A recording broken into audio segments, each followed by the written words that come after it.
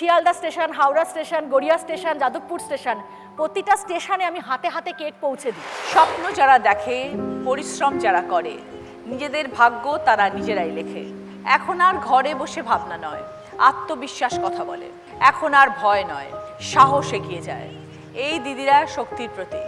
সংগ্রামকে সিঁড়ি বানিয়ে তারা পৌঁছতে চায় লক্ষ্যপথে। আজ এমনই চারজন দারুণ দিদির গল্প শুনবো। মৌমিতা, তুমি ছোটবেলা থেকেই তার মানে খেলা পাগল। হ্যাঁ, তুমি তো এখনো খুব ছোট।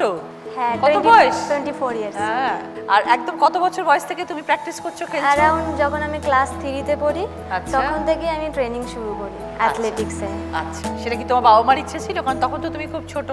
বাবার তো একটা ছোট্ট চায়ের দোকান আছে জিরাট স্টেশনে, আর মা আমার হাউস ওয়াইফ, আমার দিদিও আছেন, আমার এল্ডার সিস্টার। ছোটোবেলা থেকেই না আমি খুবই চঞ্চল ছিলাম, মানে এক দৌড়ে এখানে ওখানে চলে যেতাম, আর আমার মা পেছনে আমাকে ধরতেই পারতো না, মানে এরকম একটা ছিল। আস্তে আস্তে আস্তে আস্তে যখন একটু বড় হলাম, তারপরে আমার খেলাধুলার দিক থেকে প্রথম দিক থেকেই ঝোঁক ছিল। ফরেনার অ্যাথলিট যারা আসতো না তখন তারা খুব দৌড়াতো, টিভিতেই আমি দেখতাম। অলিম্পিক যখন হতো অনেক আগে, সেখানে দেখতাম তো জুতো পরে দৌড়াতো। তা আমার মাথায় এলো জুতো পরে দৌড়ানো তো আর কি, আমিও তো দৌড়াতে পারবো, খালি পায়ে দৌড়াতে পারবো, এরকম একটা ছিল। তারপরে বাবাকে বললাম কি, বাবা একটা জার্সি এনে দেবে আমাকে, দৌড়াতে যাব আমি। বাবা আমাকে একটা ফুটবলের জার্সি এনে দেয় 50 টাকা দিয়ে, সেই তখনকার যুগে, 18 বছর আগের কথা। আর আমার মধ্যে খেলাধুলা নিয়ে এতটাই ইন্টারেস্ট ছিল, আমি খালি পায়ে আমার বাড়ি থেকে সাইকেল চালিয়ে 3-4 কিলোমিটার জিরাটে পাটুলি গ্রাম বলে একটা জায়গা আছে, সেখানে আমি গিয়ে আমার অর্জুন স্যারের কাছে ট্রেনিং করা শুরু করি। ওখানেই কন্টিনিউ আমি ধরুন 7-8 বছর ট্রেনিং করি আমি ওখানে। সাথে সাথে আমি আমার পড়াশোনাও কন্টিনিউ চালাতাম। একদিন দেখি একটা দাদা এসে হার্ডেলস করছে, আমার কাছে ওটা নতুনত্ব, কারণ এতখানি বড় হাইট, আমার এখন একটু ইন্টারেস্টিং লাগলো কি না আমিও ট্রাই করবো। তারপরে আমি হার্ডেলস করি, প্রথম দিন আমি পড়ে যাই, তা বলছে তোর দ্বারে আর হবে না, এরকম মানে দাদারা এরকম মজা করে বলছিল। তারপর আমি করেই ছাড়বো। সে একবার করে সেটা আমার কোচের চোখে, আমার কোচ শুভময় দাস ছিলেন আগের কোচ, তিনি বললো কি তোকে আমি হার্ডেলস করাবো। সেইখান থেকে আমার কিছুটা প্রফেশনাল অ্যাথলিট লাইফ আমার শুরু হয়। সেখান থেকে আমি জুনিয়র ন্যাশনাল খেলেছি 2 বছর। I wish you all the best, এবং জীবনে আরও এগিয়ে যাও, আমাদের দেশের মুখ উজ্জ্বল করো তুমি Moumita Mondal. All the best. ব্র্যান্ডের নাম কি? তৈরি। আগে একটা চাকরি করতে শৈলী, হ্যাঁ, চাকরি ছেড়ে দিয়ে ব্যবসা শুরু করলে, একদম। কেন ভাবলে এটা?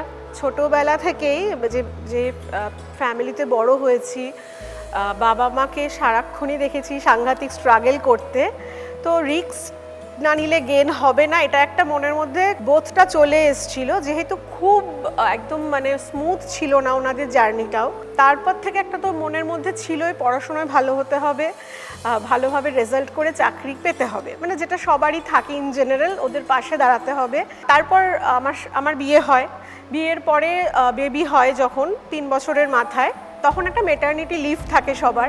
তখন আমি একটা, মা ওই হাতে সুতো দিয়ে গয়না বানাতো না সবাই আগে, ওটা মা বললো চল করবি, বসে বসে সময় কাটছে না, তখন ল্যাপটপে ওই তৈরি বলে হঠাৎ মাথায় নামটা এলো যে যেহেতু আমি হাতে বানাচ্ছি, তৈরি করছি, তাহলে নামটা হোক তৈরি।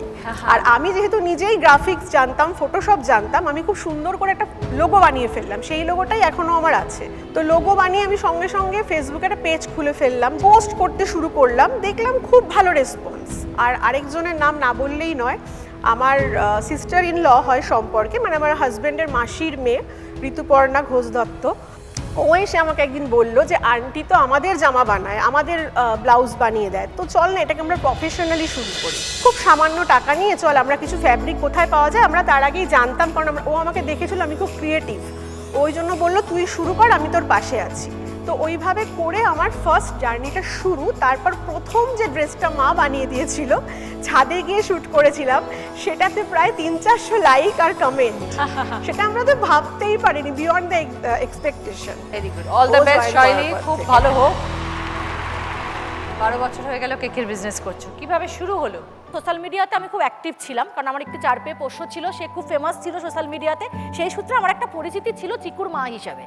তো ওই যখন প্রথম সোশ্যাল মিডিয়াতে আমি কেকের পোস্ট করি না, ভীষণ তাড়াতাড়ি খুব খুব মানে সীমিত সময়ের মধ্যে প্রচণ্ড জনপ্রিয়তা লাভ করি, এবং কিছু ক্রাইটেরিয়া আছে যে কারণে মানুষ পছন্দ করে। এক তো কোনো প্রিজারভেটিভ থাকে না কেকে, এবং সম্পূর্ণ বাড়িতে তৈরি, কোনো ইলেকট্রিক্যাল ইকুইপমেন্টস দিয়ে আমি কেক বানাই না। যেমন করে মা ঠাকুমারা কেক বানাতে আমি তেমন করেই কেক বানাই, কিছু ইনোভেশন অবশ্যই আমি নিজের অ্যাড করেছি।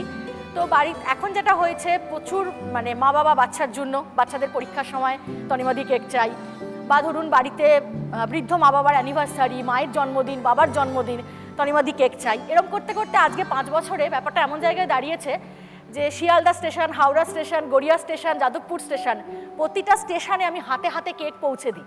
মানে কিভাবে? আমার ডেলিভারি দাদারা আছেন যারা গিয়ে মানে স্টেশনে গিয়ে কেক পৌঁছে দেন, কারণ এই কেক দিদি কুরিয়ার করা, পার্সেল করা যাবে না, এতটাই নরম। এবং যেহেতু কোনো প্রিজারভেটিভ নেই, যিনি কেকটা নেবেন তিনি মানে ওটা একটা রিস্কি ব্যাপার হয়ে যাবে কুরিয়ার করাটা। সব থেকে বেশি ভালো লাগলো যে তোমার খুব স্ট্রং উইল পাওয়ার। হ্যাঁ, very good, all the best Tanima, খুব খুব ভালো থেকো। আমার তরফ থেকে যদি সামান্যতম যদি আমি তোমার কোনোদিন কোনো সাহায্য করতে পারি, যেহেতু তুমি চুঁচুড়ার মানুষ এবং আমি এখন বেশিরভাগ সময় চুঁচুড়ায় থাকি, তো তোমার জন্য যদি কখনো কোনো রকমভাবে আমি সাহায্যের হাত বাড়িয়ে দিতে পারি, আমি দিদি অলওয়েজ শুধু আশীর্বাদ করো যেন ছেলে বড় হয়, ও যেন একদম মানে ওর লাইফে যেন কোনো কমতি না থাকে, ব্যাস, আর কিছু চাই না। নিশ্চয়ই, খুব ভালো থেকো। প্রিয়া, খামের ব্যবসা করো। হ্যাঁ দিদি, খাম নিয়ে ব্যবসা করো, এই ব্যাপারটা কিভাবে তোমার মাথায় আসলো? ছোট থেকে জয়েন্ট ফ্যামিলিতে আমরা বড় হয়েছি, তো আমার বাবার নিজের ব্যবসা আছে, তো ব্যবসার যে সুবিধা সেটা আমি বাবাকে দেখে শিখতাম। তো তখন থেকে আমি ভাবতাম যে যদি বড় হয়ে কিছু করি তো আমি ব্যবসা করব, কারণ ব্যবসার একটা নিজস্বতা ভাব আছে। তারপর আস্তে আস্তে আমার বিয়ে হয়ে যায়, খুব ছোট বয়সেই বিয়ে হয়ে যায়। বিয়ে হয়ে যাওয়ার পর আমার শাশুড়ি মার ডায়ালিসিস চলতো, মানে কিডনি পেশেন্ট ছিলেন, তো উনি তাড়াতাড়ি মারা যান। তো সেই হিসাবে আমার হাজব্যান্ড ভালো চাকরি পেয়েছিল, কিন্তু যেহেতু একজন অসুস্থ মানুষকে নিয়ে টানাপোড়েন চলে, তাকে অনেক কিছু স্ট্রাগল করতে হয়, সেই জন্য ওর মানে জবটা ঠিকমতো ও করতে পারেনি, মানে যেতেই পারেনি। তো তখন আমাদের আর্থিক পরিস্থিতিটা আস্তে আস্তে খুবই দুর্বল হয়ে গেল। তো আমি ভাবলাম যে আমার হাজব্যান্ডের পাশে আমাকে যেমন করেই হোক দাঁড়াতে হবে, কিছু না কিছু করতে হবে। তখন থেকেই আমি এই খাম ব্যবসাটা শুরু করি। তোমার আগে নিশ্চয়ই অন্য কোনো লোক যেত যে হ্যাঁ, অবশ্যই অবশ্যই। ডিস্ট্রিবিউট করতো, হ্যাঁ, তুমি হ্যাঁ। সেই জায়গাগুলো কি করে নিলে?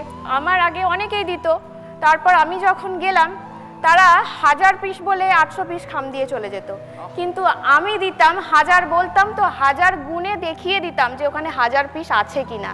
তারপর আমি কোয়ালিটির দিকটা একটুখানি মাথায় রাখতাম, যে একটু মোটা পেপার যাতে হয়, আঠাগুলো যাতে সুন্দরভাবে লাগানো থাকে। আরও একটা ব্যাপার আছে, যেটা হচ্ছে যে টাকার যখন আমি মানে খাম দিই, তো টাকা নেওয়ার সময় দেখি হয়তো দোকানে ভিড় আছে, ওরা কাজে ব্যস্ত আছে, আমি বলি কি টাকাটা আমি পরে এসে নিয়ে যাব, আপনারা কাজ করে নিন। তো এই ব্যবহারগুলো হয়তো তারা ভালো পেয়েছে, তো সেই জন্য আমার কাছ থেকে তারা খাম নিতে ইচ্ছুক হয়েছে। তো কতদিন হয়ে গেল এই কাজ করছো? 2 বছর হয়ে গেল। কেমন এখন? এখন কিরকম অবস্থা? হ্যাঁ, এখন অনেকটা গ্রোথ এসছে। এখন কতগুলো দোকানে দাও? এখন প্রায় 30টার মতো দোকানে দিই, পান্ডুয়ার বাইরেও আমি খাম দিতে যাই। তো এরকম চেষ্টা করতে করতে আজকে ওই একটু এগিয়েছি আর কি, আর ভবিষ্যতে আরো এগোতে পারি সেই চেষ্টাই আছি। অনেক শুভেচ্ছা প্রিয়া, নিশ্চয়ই হবে। ধন্যবাদ।